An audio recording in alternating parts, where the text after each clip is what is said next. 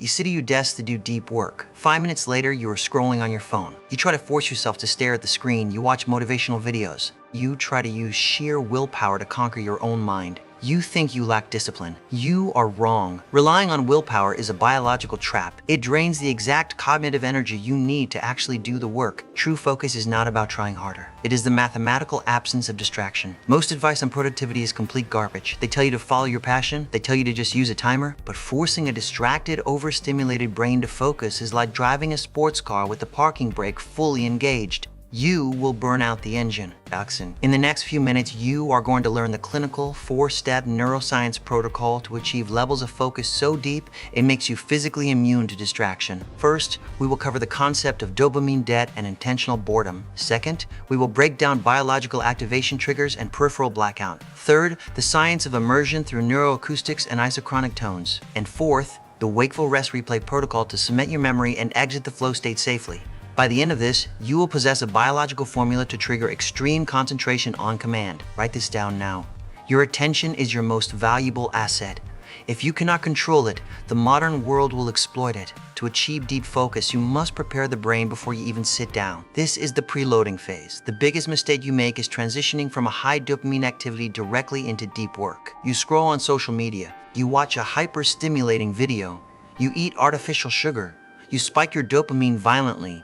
And then, immediately after, you try to read a complex document or write code. Your brain actively rebels against you. Your brain compares the boring, difficult task to the highly stimulating video you just watched. It is a biological mismatch. Your dopamine levels are crashing from the high, making the work feel impossible. You are swimming upstream. To fix this, you must intentionally accrue what is called dopamine debt. Before you start working, you must reset your baseline. Go into a room with zero stimuli. No phone, no music, no screens. Sit in silence. Stare at a blank wall for 10 unbroken minutes. You are essentially starving your brain of all cheap stimulation. You are setting your baseline dopamine levels so incredibly low that when you finally sit down to do your work, the work itself feels highly stimulating. You are making the hard task the reward. Intentional boredom is your ultimate weapon. You manufacture a deficit, so the brain craves the effort. Once the brain is starved, you must look at your environment.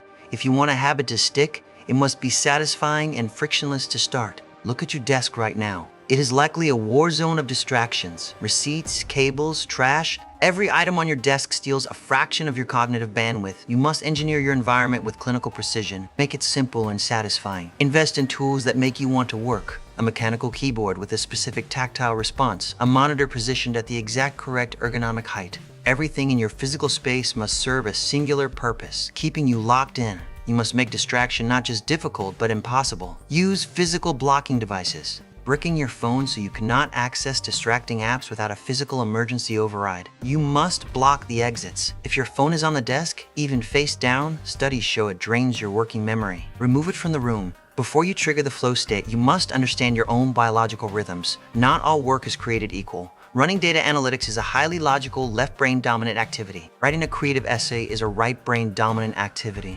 Different tasks require entirely different states of human energy. If you try to write a creative masterpiece when you are in a low-energy, analytical state, you will produce garbage. You must align your task with your physiological state. Track your energy levels every single hour for 5 days. Rate yourself from 1 to 10. You will notice a pattern. You will find your peak energetic windows. For example, you might have massive endorphin and blood flow spikes right after the gym. That is your window for aggressive, creative output. On the other hand, you might be highly analytical and cold early in the morning before eating. That is your window for data. Ruthlessly protect your peak hours for your most important work. Never waste your highest energetic state on answering emails or doing low-tier administrative tasks. Batch the useless work for your lowest energy dips. Now your brain is starved of cheap dopamine and your environment is perfect. You need an activation sequence. Every dominant addiction has a trigger. You must engineer a biological trigger that signals to your nervous system that it is time to execute. It must be highly sensory, unique, and slightly eccentric. For example, consuming a precise, massive dose of beta-alanine right before you work work, beta-alanine causes a physical tingling sensation under the skin. It is uncomfortable for most, but if you link that specific physiological feeling to deep work, your body learns the pattern. Another example is drinking a highly specific, strong-tasting beverage like bone broth. You use your sense of taste, smell, and touch to create a neurological anchor. Do this every single day immediately before your deep work block. Never consume that specific trigger at any other time in your life. Over weeks of repetition, your physiology hardwires the loop. The moment you taste that trigger or feel that physical sensation, your brain automatically shifts into the flow state without any conscious effort. It becomes a biological reflex.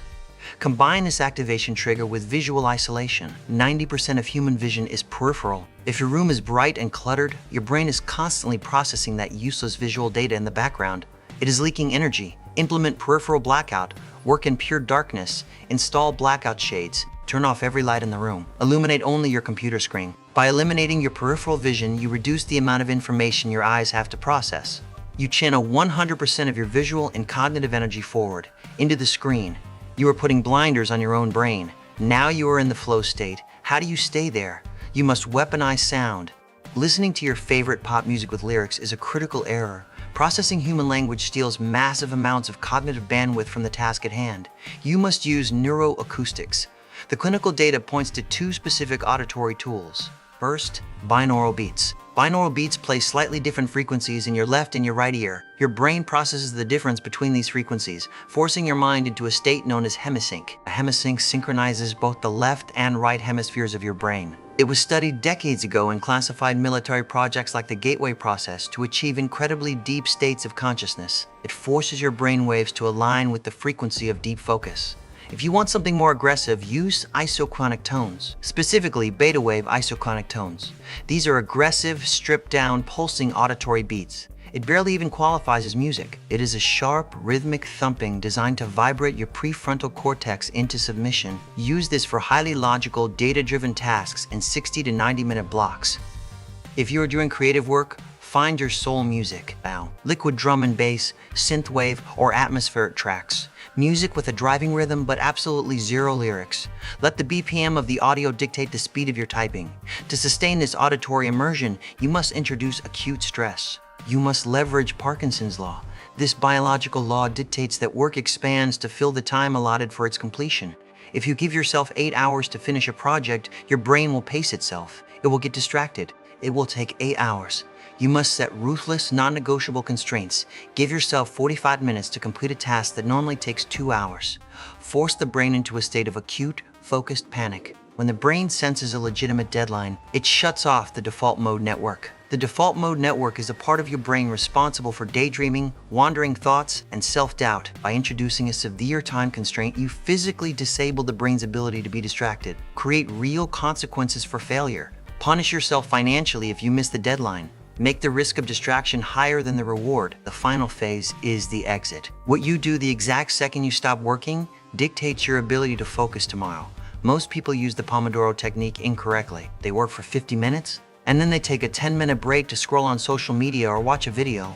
This destroys the entire biological architecture you just built.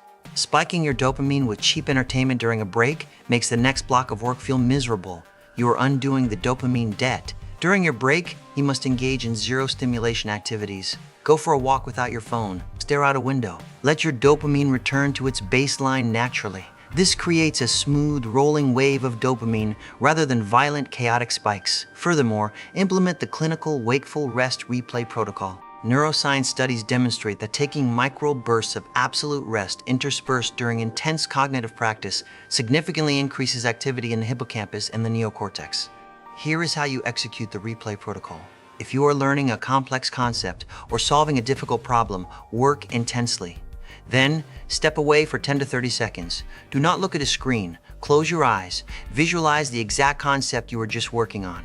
Mentally replay the code you were writing or the data you were analyzing. When you combine aggressive, focused execution with silent, immediate visualization, you cement the data into your neural pathways instantly. You force the brain to optimize the connection while it is still hot. You get freakishly good at things when you stop distracting yourself the second the work stops. Finally, you must close the biological habit loop. To make the flow state an addiction, you must provide the brain with a healthy dopamine reward after the entire session is complete. The brain needs a payoff. or the work will permanently be associated with pain. When the deep work is done, go for a run.